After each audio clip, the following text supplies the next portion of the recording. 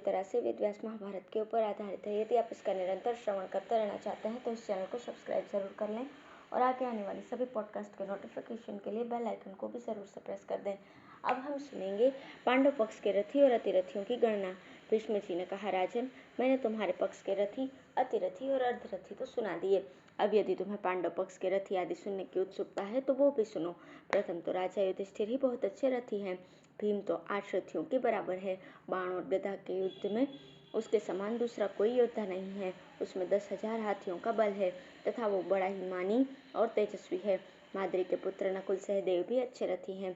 यह सब पांडव बाल्यावस्था में ही तुम लोगों की अपेक्षा तेजी से दौड़ने, लक्ष्य भेदने, मर्म स्थानों को पीड़ित करने और पृथ्वी पर डालकर घसीटने में बढ़े चढ़े थे। ये लोग रणभूमि में हमारी सेना को नष्ट कर डालेंगे। तुम इनसे युद्ध मत ठानो। अर्जुन को तो साक्षात श्री नारायण की सहायता प्राप्त है। दोनों पक्ष की सेनाओं में अर्जुन जैसा रथी कोई भी नहीं है। इस समय ही नहीं, मैंने तो भूतकाल में भी ऐसा कोई रथी नहीं सुना। वो यदि क्रोध करेगा तो तुम्हारी सारी सेना का विध्वंस कर देगा। अर्जुन का सामना या तो मैं कर सकता हूँ या आचार्य द्रोण। हमारे सिवा दोनों सेनाओं में तीसरा कोई भी वीर उसके आगे नहीं टिक सकता। किंतु हम दोनों भी अब बूढ़े हो गए हैं। अर्जुन तो युवा और सब प्रकार से कार्यकुशल है। इसके सिवा द्रौपदी के 5 पुत्र महारथी हैं। विराट के पुत्र उत्तर को भी मैं अच्छा रथी मानता हूँ। महाबाहु अभिमन्यु तो रथयुद्धों के युद्धों का भी अध्यक्ष है। वो युद्ध करने में स्वयं अर्जुन और श्री कृष्ण के समान है। वृष्णिवंशी वीरों में परम सूरवीर सात्यकी भी रथयुद्धों का युद्धप है। वो बड़ा ही असहनशील और निर्भय है। उत्तमौजा को भी मैं अच्छा रथी मानता हूँ तथा मेरे विचार से युधामन्यु भी उत्तम रथी है।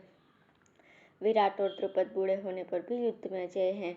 मैं उन्हें बड़ा पराक्रमी और महारथी समझता हूँ। द्रुपद का पुत्र शिखंडी भी उस सेना में प्रधान रथी है। द्रोणाचार्य का शिष्य धृष्टद्युम्न तो उस सारी सेना का अध्यक्ष है। उसे भी मैं महारथी और अतिरथी मानता हूँ। धृष्टद्युम्न का पुत्र क्षत्रधर्मा अर्धरथी है, क्योंकि बालक होने के कारण अभी उसने विशेष परिश्रम नहीं किया। शिशुपाल का पुत्र चेदिराज धृष्टकेतु बड़ा ही वीर और धनुर्धर है। वो पांडवों का संबंधी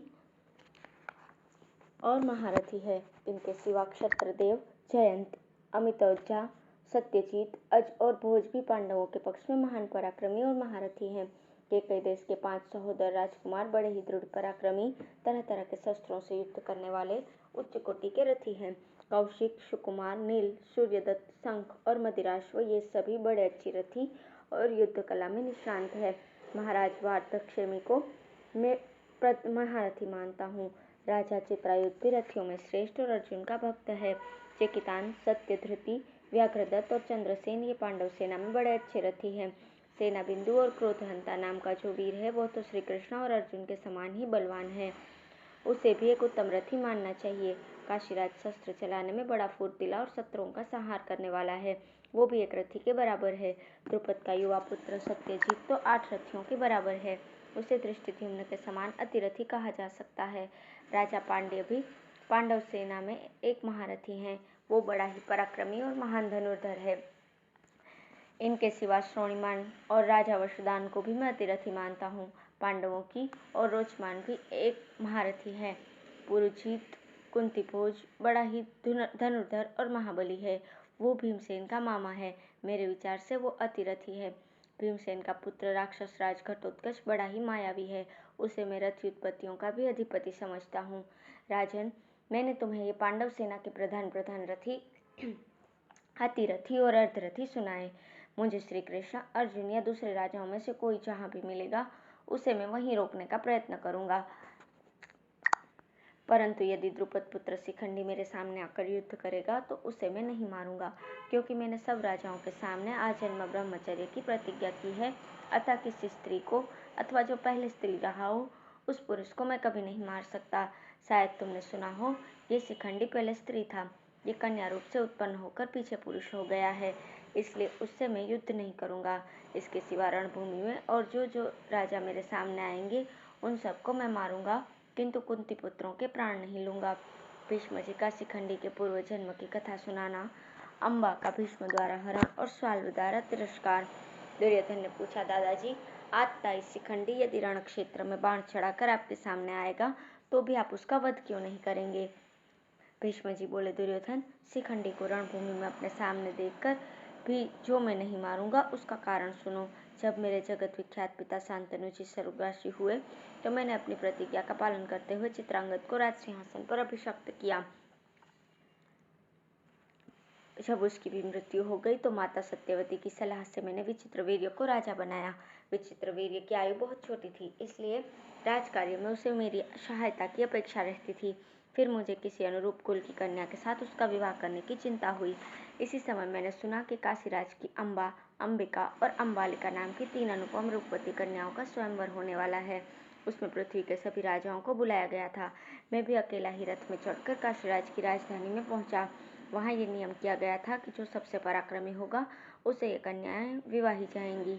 मुझे जब ये मालूम हुआ तो मैंने तीनों कन्याओं को अपने रथ में बिठा दिया और वहाँ इकट्ठे हुए सब राजाओं को बार बार सुना दिया कि महाराज शांतनु का पुत्र भीष्म इन कन्याओं को लिए जाता है।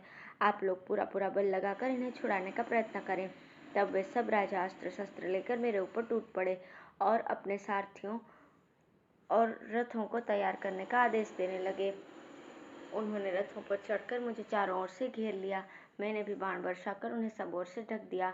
मैंने एक एक बाण मारकर उनके हाथी, घोड़े और साथियों को धराशायी कर दिया।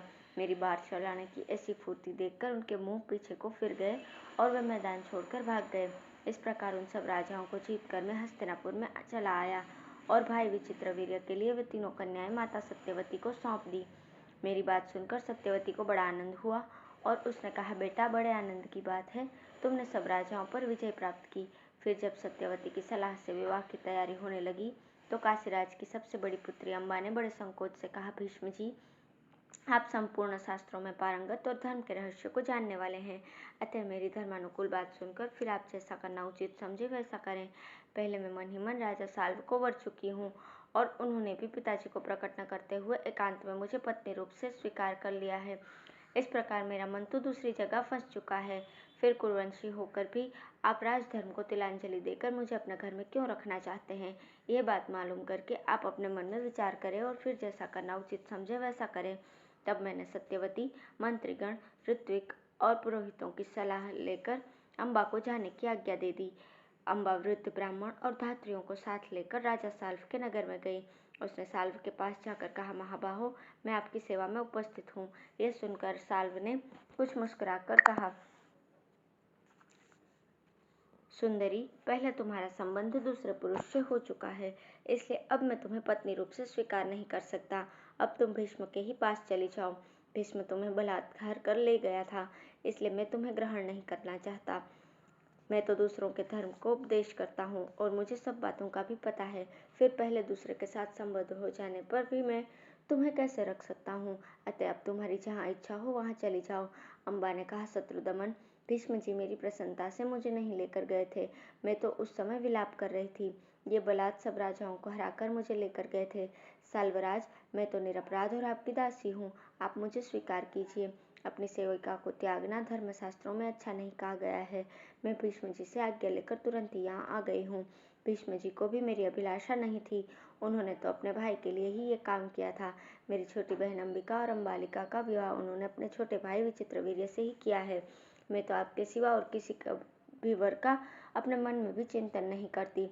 न मैं पहले किसी की पत्नी होकर आपके पास आई हूँ, मैं अभी कन्या ही हूँ। इस समय स्वयं ही आपके पास उपस्थित हुई हूँ और आपकी कृपा चाहती हूँ। इस प्रकार तरह तरह से अम्बा ने प्रार्थना की, किंतु साल्व को उसकी बात में विश्वास नहीं हुआ। तब उसके नेत्रों से आंसुओं की धारा बहने लगी और उसने गदगद कंठ से कहा, राजन, आप मुझे त्याग रहे हैं, अच्छी बात है, किंतु यदि सत्य अटल है तो मैं जहाँ जहाँ भी जाऊंगी वहाँ संतजन मेरी रक्षा करेंगे। इस प्रकार उसने करुणापूर्वक बहुत विलाप किया। फिर भी साल्व ने उसे त्याग ही दिया। जब वो नगर से बाहर आई तो उसने विचार किया कि इस पृथ्वी पर मेरे समान दुखिनी और कोई भी युवती न होगी। अपने कुटुंबियों से मेरा संबंध टूट गया। साल्व ने भी मेरा तिरस्कार कर दिया और अब हस्तिनापुर भी नहीं जा सकती। इसमें दोष तो मेरा ही है। मुझे उचित था कि जब भीष्म जी से युद्ध हो रहा था उस समय मैं राजा साल्व के लिए रथ से उतर जाती। आज मुझे ये उसी का फल मिल रहा है, किंतु ये सारी आपत्ति भीष्म के ही कारण आई है। अतः अब तपस्या या युद्ध के द्वारा मुझे उनसे इसका बदला लेना चाहिए। धन्यवाद।